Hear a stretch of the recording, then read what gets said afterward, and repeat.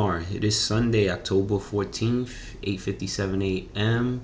And I'm making a video talking about my watch list and a little bit about technical analysis. So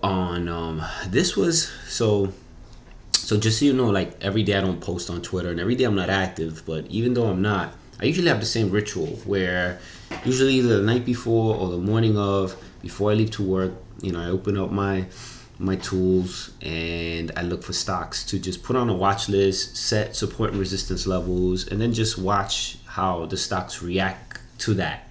On Friday, though I didn't post, I actually these were the actual stocks that I put on my personal watch list. And Friday was a busy day, so I didn't really get to trade or do anything, because I trade from work. Everybody knows this, and I can only do it when I can.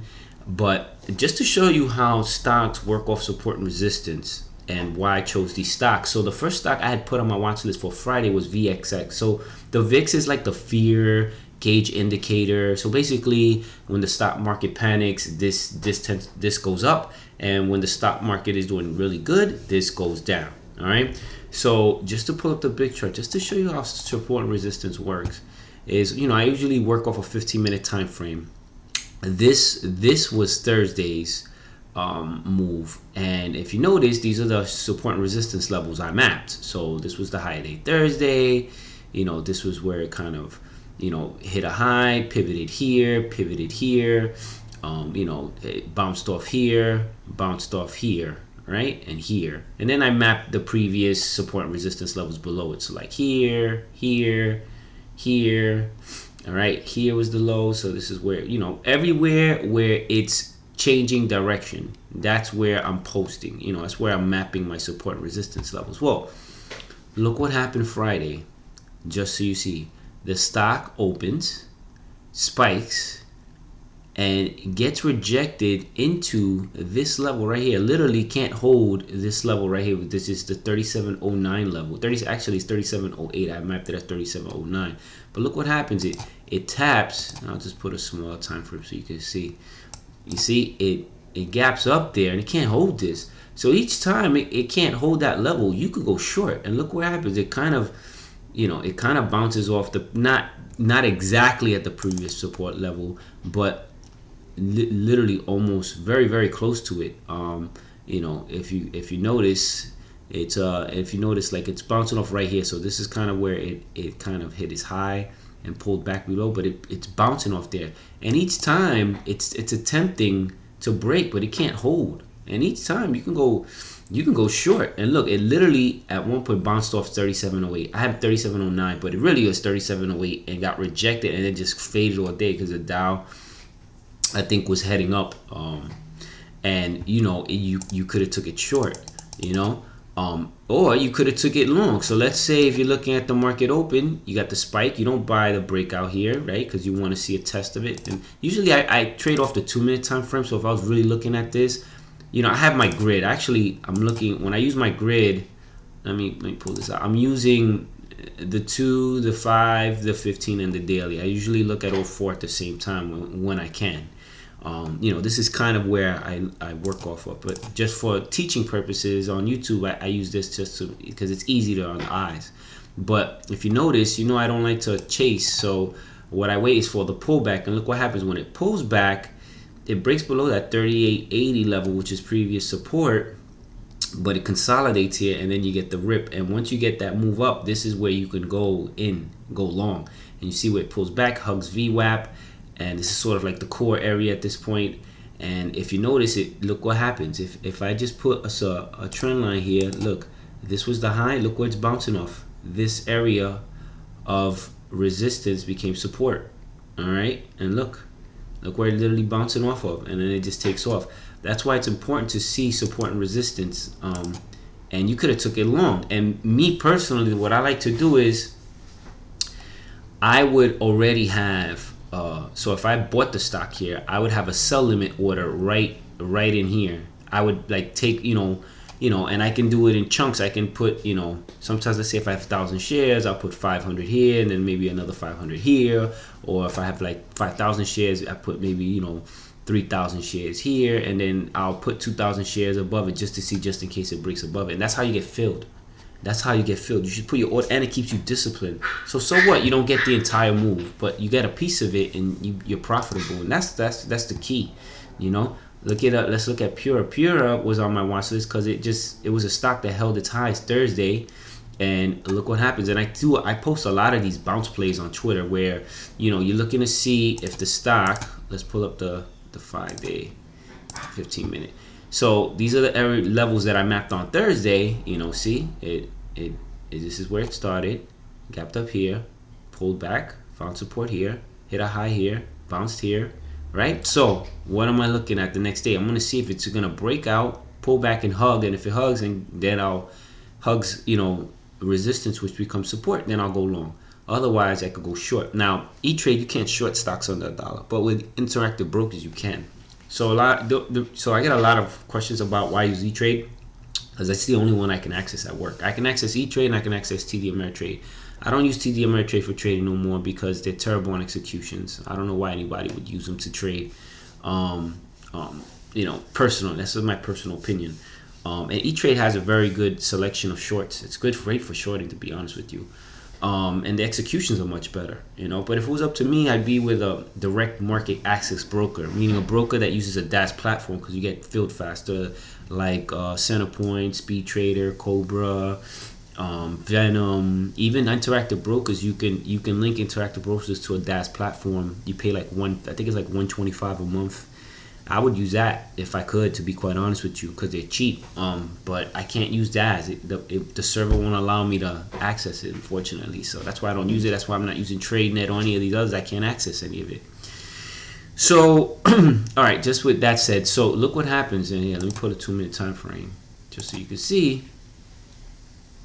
You know, the market opens and it immediately tanks, pulls back, finds support right in this level. You got that bounce, gets rejected here. Just where you could have went short, real nice short. And look, it gaps down all the way down here. You know, gets around this level. But right in here in this consolidation, this is where I would have probably went long, just because I see it consolidating here. It's holding that 11-cent area, and you know those shorts that are short in the stock are going to cover that. They're going to cover, and you could have took this. So me personally, I would have went in long here, and I already had my fill set here to just get in and out. You know, quick scout. You know, so but you know, we can see that it hasn't completely tanked. Now what you want to see is, if you have Interactive Brokers and you can find the shares to short, this is what I would suggest. It's not on my watch list, but see how it reacts at the open come tomorrow. If it spikes and it get, you know, I would see how it reacts in this level here, and if it gets rejected in the 1280 1350 cent level, go short, because it's probably going to just continue to fade and continue to fade all the way past 9 and get that down to 8 cents. All right, and these were some of the other stocks that I posted. ARMN, man, I gave you guys a great play on Thursday, man. Thursday, I don't know if you guys caught this, and I won't go over each stock. I just wanted to show you a couple, but I'll show you AMRN. AMRN on Thursday, man, was crazy. Let me pull up 5-day, 15 minutes. So, you know, I had no intentions of trading Thursday because I was working, you know, so I didn't even post anything. But on Twitter, and you can see that I posted this in real time right when it was about to happen, just so you can see what I'm not bullshitting you guys. Let me pull this out. This is what I just got back to my desk and I caught this risky place, so up a lot, and there's a lot of consolidation at 15 minutes, so I figured why not. I got executed at 1943, so I'm risking 7 cents. So this is what I did. I short AMRN, now risking 1950, target 1904, quick scalp. And then I went in the trade, and then I posted this and talked about why I went in, because, you know, I like to educate you guys. And literally, boom, it touched it, you know. And then I reposted. AMRN would need huge volume to break 1950. If it does, we'll head to 20. Not sure. We'll hold maybe a double top. Can't short risking 1954. Then just short risking 1950. You can short risking 1954, and boom, this thing actually went down to like 80. It actually broke down again. So let's look at that. Why that happened. So, right, these are the levels that I mapped based on. Let me go back 30 days so you can see. All right, so we're looking at this was Thursdays, right? So these are the levels that I mapped. See, they're bouncing. You know, I catch them all where they pivot, right? So it pivoted off here, found support somewhere down here, up, you know, down right here. That's why I map 1895 because of this, that bounce right here, bounced up here. So you see there's a lot of consolidation in this level, 1945. Well, look what happened Thursday. So Thursday, I'm just, you know, I was able to get like an hour or so back at my desk. So I said, let me just log in. So I logged in, open up E-Trade, open up Thinkorswim, and I see the stock at this point right around here, and I see that it's gapping up. So I'm like, so that's when I said, you know, it's up a lot. At this point, right, the stock opened at $17. It was already at $19. And I look back, you know, and I zoom out and I say, wait a minute, there's a lot of consolidation here. Let me just pull up. I say, man, there's a lot of consolidation here at this 1950 level, 1945 level. So if it can't hold this, level, man, it's going to need the volume to break this. It's not going to break this. This is going to get up here and get rejected. Sure enough, that's what happened. So when I caught this move right in here, I saw that, you know, in that wick it gapped up, and right in here I shorted because I saw it wasn't holding, and sure enough it faded. And the reason why I said 1895 was the go, because that's the previous level support. That's it. Look, it got literally to 1897, gapped up again, couldn't hold it, broke down, couldn't hold it, and then faded. This is where I told people, you know, look to re-short right in here because it's not holding. Triple topped and then gapped all the way back down to 1854. Unfortunately, I couldn't trade this, but I got this, you know, which was nice, you know, a quick trade, you know. I was in 5,000 shares, so roughly close to $2,500, you know. I made about 22 and change. So, you know, a quick trade right there, boom, in and out. You know, here would have been the big money play, you know. This would have got me, you know, close to $5 grand, because I would have went in about 5,000 shares. So, you know, that's all trading is, guys. You know, that's what, when you see these guys, and when you see the big traders, Ducks and all these guys, that's what they're doing. They're looking for spikes, and they're shorting into consolidation areas, and you can make a lot of money, you know. So that's what I wanted to talk about. Now let's talk about tomorrow. I don't particularly love anything for tomorrow, to be quite honest with you. I was scanning, looking for things. We'll see. A lot of times, you know, sometimes things pop up pre-market and my bias changes, but I'll go through these tickers. So these are the tickers. Let me just make this bigger so you guys can see. These are the tickers, and I'll post it on Twitter. These are the tickers that I'm looking at for tomorrow. Let's go through the first one. Ears. So Ears is, you know, had this nice run. It's at 108. It went from, you know, 60 cents to 108. Big move, up 44%. You know, obviously you should expect, I would guess, a pullback pre-market, but you know, you never know. So, you know, you map your levels. So all I did was, you could do the same, is, you know, map your support and resistance levels, see what you put up the daily, see where the overhead resistance is above. So, you know, you can go back 5 years if you want, 10 years, just to see. But when you look at it, when you zoom in, there's a lot of consolidation here at this. Let me zoom out. So right now we're at 70, 80. Right here, the low here. So the low 112, 113 level. There's a lot of consolidation level here, but it's not a lot of volume. So if there's a tremendous amount of volume tomorrow morning, you almost can't pay attention to this too much, because, you know, the volume, it doesn't matter at this point, because it's such low volume. It's just gonna run right through this, you know. To me, the next key level above this, only because there's a real pivot, would be let me zoom out, would be right here, this 136 level, 135, 136 level. And it doesn't have a lot of, this candle only has 1 million volume, but it is a pivot point, so I would be looking to see how it reacts to that level. But you know, it has to hold that 109, 112 level. If you look at this 109 here, is where it really pivoted. and then it kind of gapped up and it held like this 112, 18, between 112 and 118. So there is some resistance here, but if there's a lot of volume, don't expect it. Expect it to blow through this, and I would say 135 would be the next key level I'd be looking at.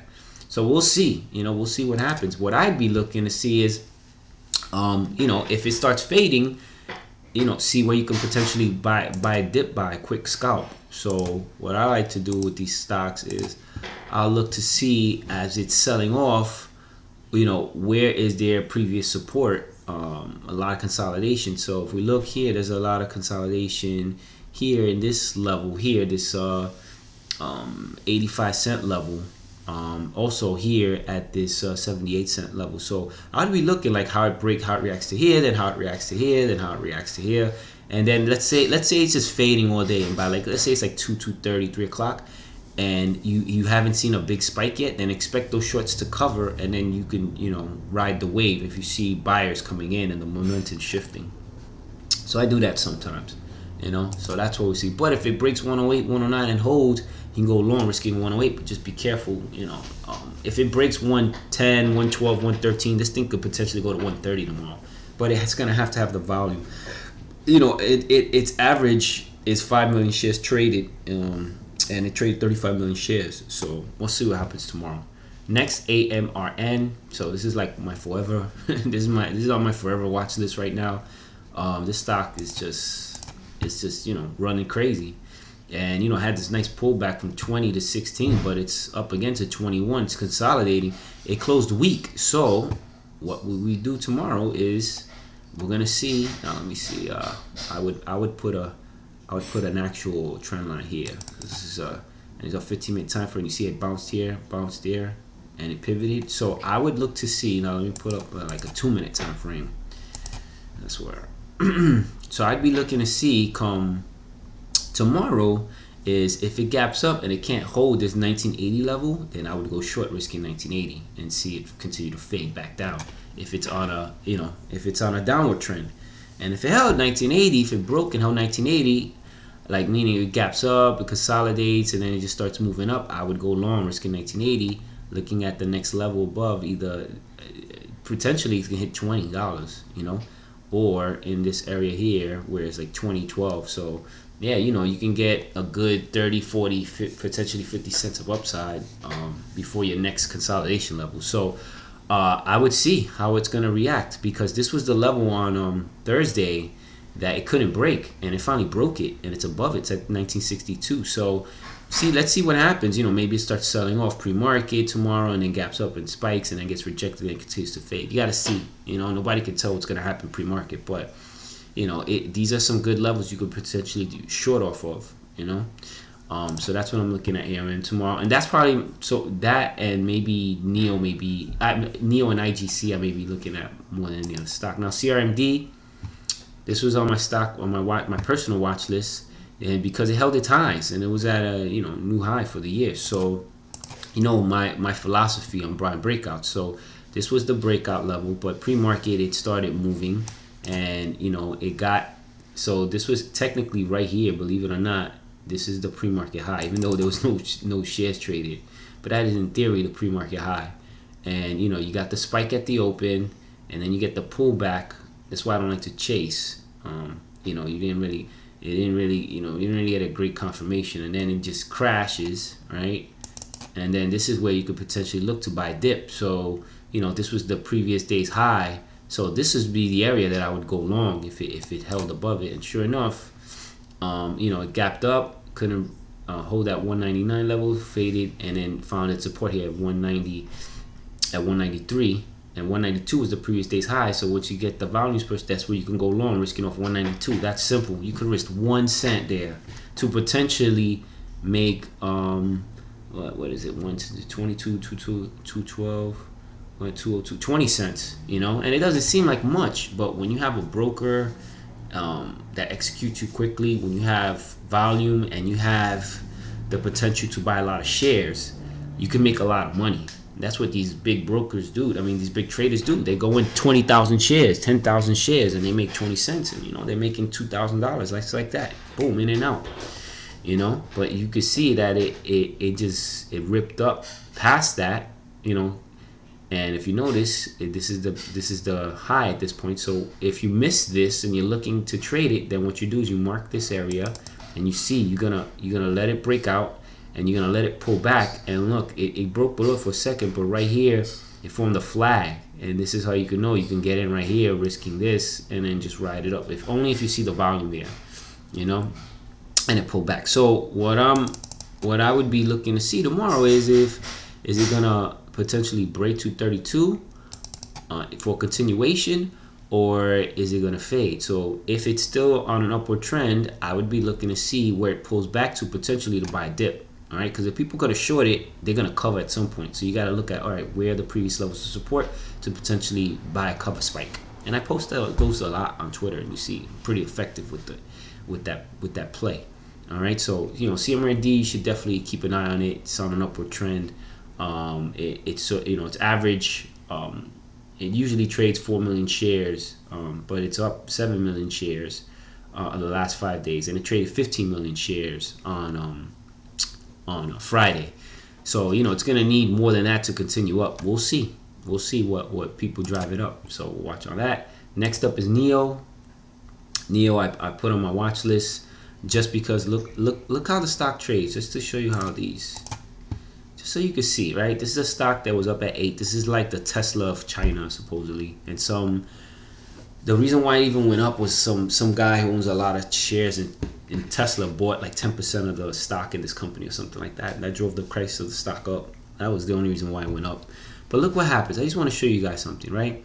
This is Thursday. It found its support, right? Look what happens. Pre-market Friday, you get that spike at the open. Look at the consolidation level here, 766. Can't hold it, and then just fades all day. And look where it bound. Look where it crashed that previous support. It's crazy. I had these levels mapped. I didn't even map them Friday. This is from, you know, this is from like when I did this. I think on like I think it was Wednesday or Thursday. And look, can't hold it, and then you fade, and you go short. That's what Stephen Ducks does a lot. So does Tim Grittani. You know, they look for the spikes into consolidation, and then they get short. That's it. That's it. So you're gonna say, well, how do you know? What you should be doing is, and I'm not doing them anymore. I used to do them all the time in my previous videos. Was I set an alert? So I just create an alert at a key price. Now, usually what you do is you should have it like maybe a couple of cents below it so that you don't miss it. So I put it maybe 1 or 2 cents below it. And that way I get an alert on my phone. I get an alert message in Thinkorswim charting, and it alerts me that the stock hit that price, and then I can watch the stock to see how it reacts, and then I get in. That's it. You know, this is the stuff that I would teach you, you know, if and when I do the boot camp. You can watch my videos. You don't need the boot camp if you don't feel like, you know, but if you don't want to spend the money. But it'd be good. I mean, I'm going to show you everything, and I can answer your questions and go into a lot of detail and all that kind of stuff. So IGC... So I'm sorry. So Neo, I'm gonna look to see how it reacts to that level, 766. If it holds it though, that means it's ready to move up again. So I would hold it and probably have a, you know, 766, and then I would put my sell, potentially my sell order right up here, 806. So I get filled. That's how you get filled. Don't wait and then react. Be proactive and not reactive. You know. So next up, IGC. IGC, you know, was running wild, back now on this downward trend, and I'd be looking for the same thing. So, you know, found its support at this 477 level. I'd be looking to see the spike. Look at all this consolidation at 515. It's gonna need a lot of volume to break it, but I'd be looking to see if it's gonna test it, and if it can attempt it, can't hold, I'd short it.